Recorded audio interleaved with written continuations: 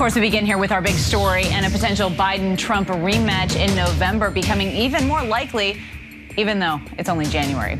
Donald Trump securing a double-digit victory in New Hampshire last night, beating Haley 54 to 43%, a little more than a week after his landslide win in Iowa. Now, despite the loss, Haley vowing to stay in the race and issuing some of her strongest attacks yet against the GOP frontrunner.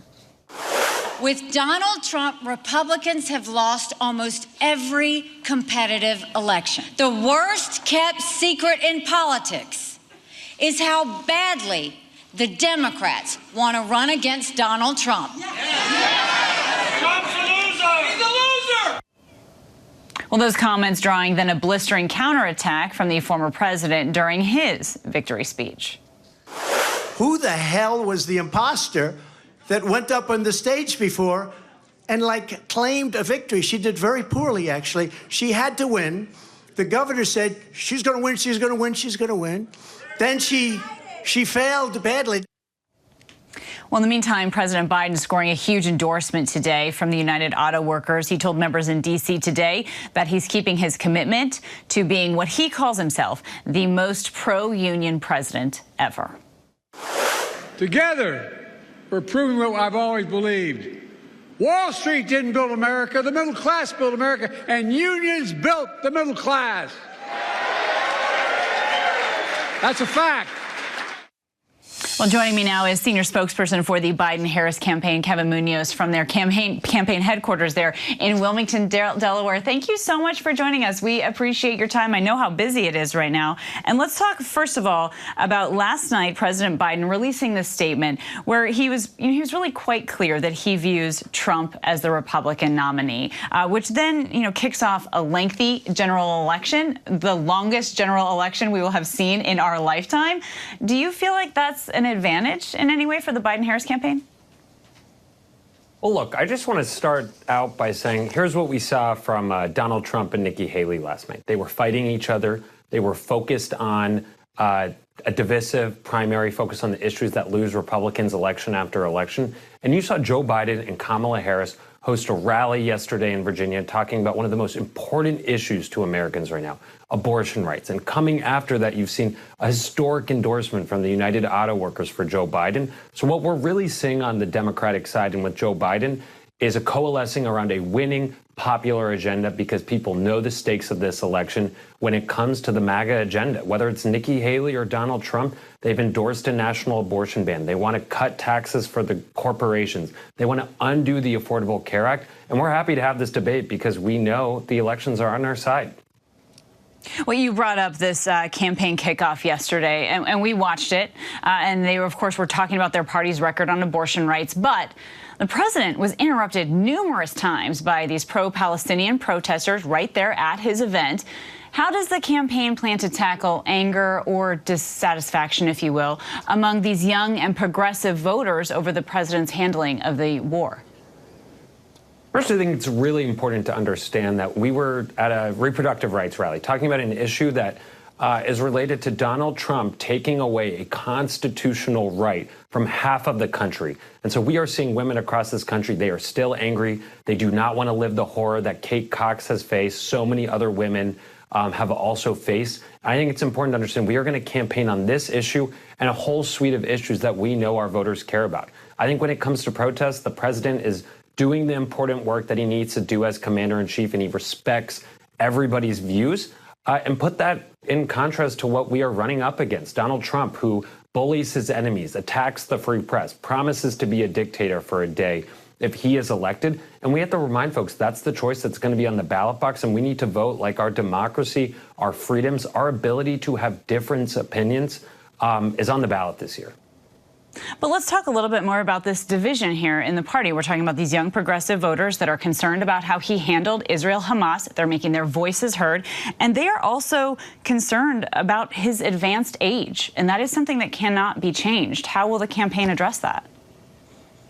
Look, I think you're going to see the president out there. The more that the American people see the president, the more they realize more about his accomplishments. And the reality of the matter is that his experience, his Experience in Washington is an asset. It's why we've delivered on a historic climate agenda that's creating good paying jobs across the country. It's why we have the best bipartisan gun safety legislation that we've seen in Washington pass in more than 3 decades. And it's why we are continuing to deliver on a miraculous economic recovery, the best in the world since COVID. I do think there are some voters that would argue on the miraculous recovery. I think there are some voters that are very concerned about how expensive their groceries are and things like that. But I know that you're targeting suburban women yesterday, specifically, again, at that rally. But there are other issues that people are worried about, major issues like immigration, border security, and crime as well. How do you think the Biden-Harris campaign will explain not only those issues, but some of their policies that have led to the problems that we're seeing? Yeah, look, respectfully, I a little bit disagree on the idea that the things that we are doing are, contributing to the challenges that we're seeing at the border or with the economy. We are inheriting a mess that we got from Donald Trump that has failed the American people. And we are still, for example, reuniting families that Donald Trump separated. And that is just completely anti-American. But look, we are going to talk about the whole set of issues that matter to the American people. We saw before the midterms a lot of the pundits saying, don't talk about abortion, talk about the economy like it's a binary choice. We have to talk about everything, and we are really proud to run on an agenda that is widely popular with the American people, especially when you put it up against what Donald Trump is running on. Tax cuts for the rich, family separation, caging kids, doing nothing to actually address the crime problem, just make it easier for criminals to get guns. It's a debate we're happy to have.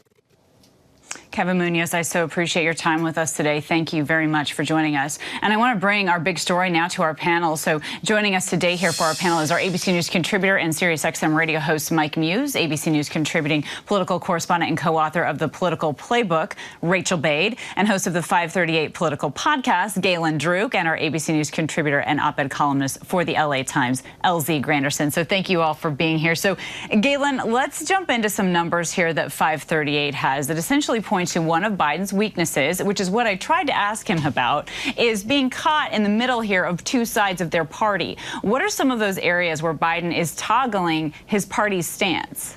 Yeah, so Biden is struggling from both his left and right flank right now, which is that on the left, he has younger voters who disagree with how the administration has handled the war in Gaza. On his right, he has more independent voters that he won in the 2020 election. Think about the more suburban parts of Atlanta or Phoenix that he actually won over from Trump in 2016, helped him win in 2020, that are upset about the economy or immigration. And those are real concerns. I mean, really, that was some spin that we heard, but if you look at the head-to-head hypothetical polling numbers right now, it looks like Trump is beating Biden on average by 1 to 2 points nationally in polling, and in the battleground states by even more. And so there are real concerns. And if you go issue by issue, Americans are not happy with how Biden has handled the economy or immigration or crime. No, they are not, and they're making their voices heard. And so, LZ, look, if Biden's caught in the middle between these party stances here, who's the more reliable voter, right, for the Biden campaign? Is it the young progressives? Are they going to vote for him no matter what? Or does he really need to go more towards these undecided moderates? Black women are the backbone of the Democratic Party. They've always been the backbone of the Democratic Party, so it always needs to start there. What are the issues that your backbone's concerned with? When you think about the Republicans, particularly Donald Trump, he's not worried about anyone else other than his base. So in my opinion, to answer your question is, the very first people he need to worry about is who has always historically been the people he can depend on. Black voters, particularly black women. What are their concerns? Kitchen table issues, particularly the economy.